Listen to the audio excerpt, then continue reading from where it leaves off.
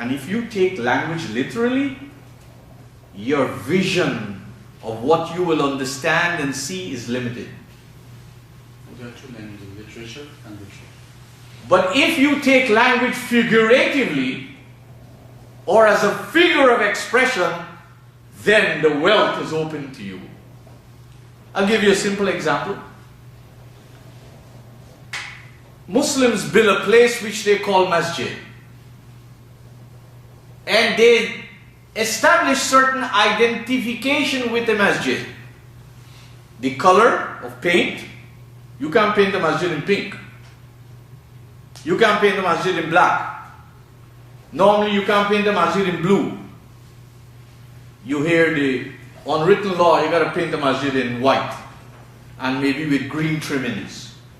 Because white and green is considered to be Islamic colors, which is an abuse of understanding. And of course there has to be minarets, and there have to be a moon and star, and there have to be a dome. That's a building.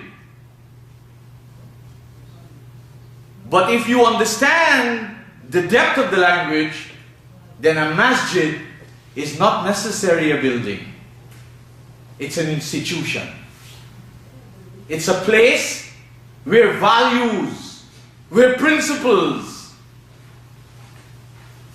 of submitting and sublimating one's energies to divine loftiness is really taught and cultivated. So it doesn't mean if somebody sees a structure, it's like saying a house. A house can be a structure, but a house can be an institution. So, the word qum is the imperative. Second person, imperative, singular. From the verb qama, yaqumu qum. And literally, qama means to stand up. But it means you were sitting. So when you tell somebody in Arabic, qum, it means you were sitting, now you stand up. You don't tell somebody who's already standing, qum, has no relevancy. But that's the physical connotation, the literal connotation.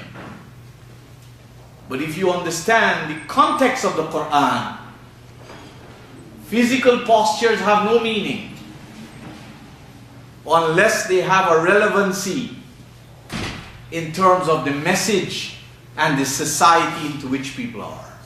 Our standing, our walking, our sitting have no relevancy. You think this God is going to tell you and me to stand up? When to stand up? When to sit down? When to lie down?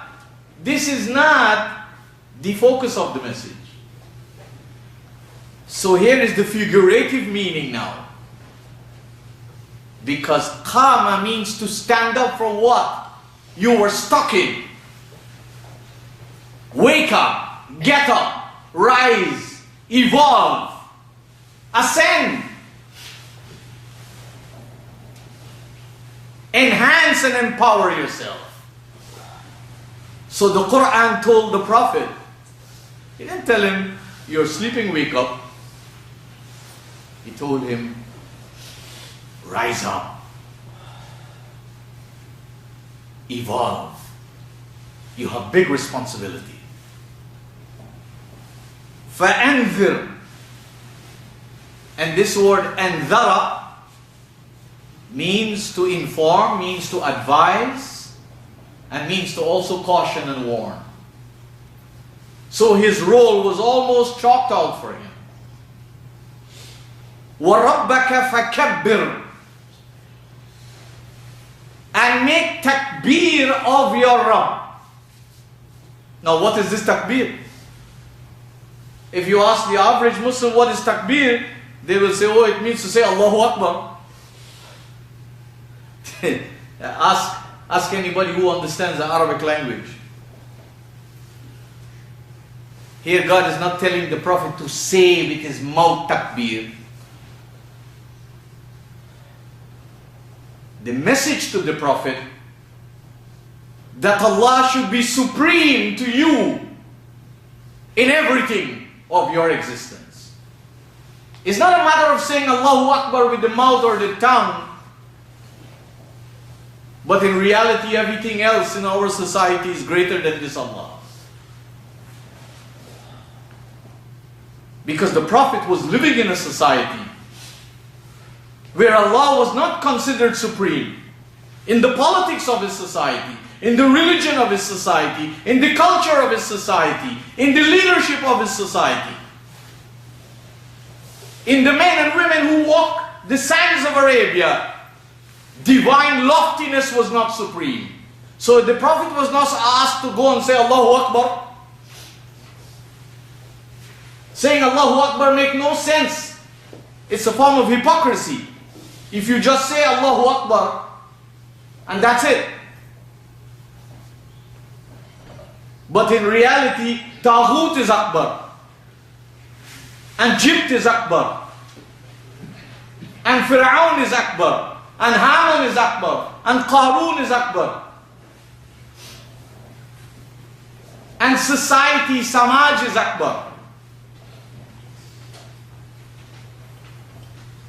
We need to understand the kind of preparation that this beloved Prophet had to subject himself to. And we do not find any statement in the Qur'an where the Prophet is arguing with God, fighting with God, telling God, you know what, this message I can't deliver. How am I going to go talk to my own kith and kin? How I'll talk to my relatives? How I'll talk to my friends? In fact, the Qur'an commanded the Prophet that among the first people that he should talk to, and he should advise, and he should inform, and he should caution, and he should warn, وَأَنذِرَ عَشِيرَتَكَ الْأَقْرَبِينَ. Charity begins at home. I would be really foolish to share these wisdom, these gems with you and the rest of the world, and to leave my family in darkness. I'll be really stupid to do that.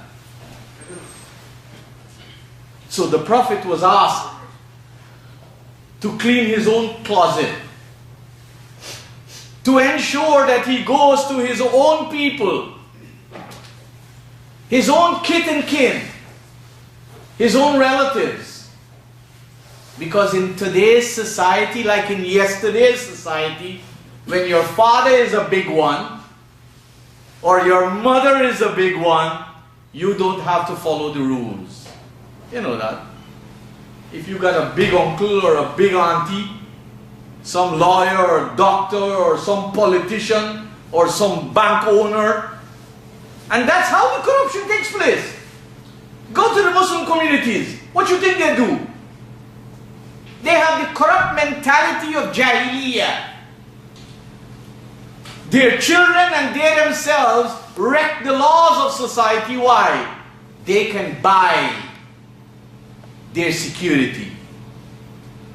They can bribe the police. They can bribe the judge. They can take the whole case jacket out of the station. We know what the society is. Live in the society, study the society, and you will know the society. So there's nothing that is going to prevent you and I, who are the products of those society, to be different. Unless we decide to be different. It is important that there must be a deliberate effort to be different from the corruption of our society, the backwardness of our society, the stagnation of our society, the ignorance of our society, the paganism of ours. We must make up our minds that we don't want to be like this. And it's not impossible.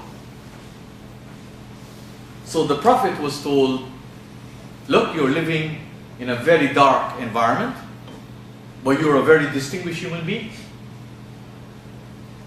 You have the credit that you have such a mind that you will not submit to this idolatry of your society.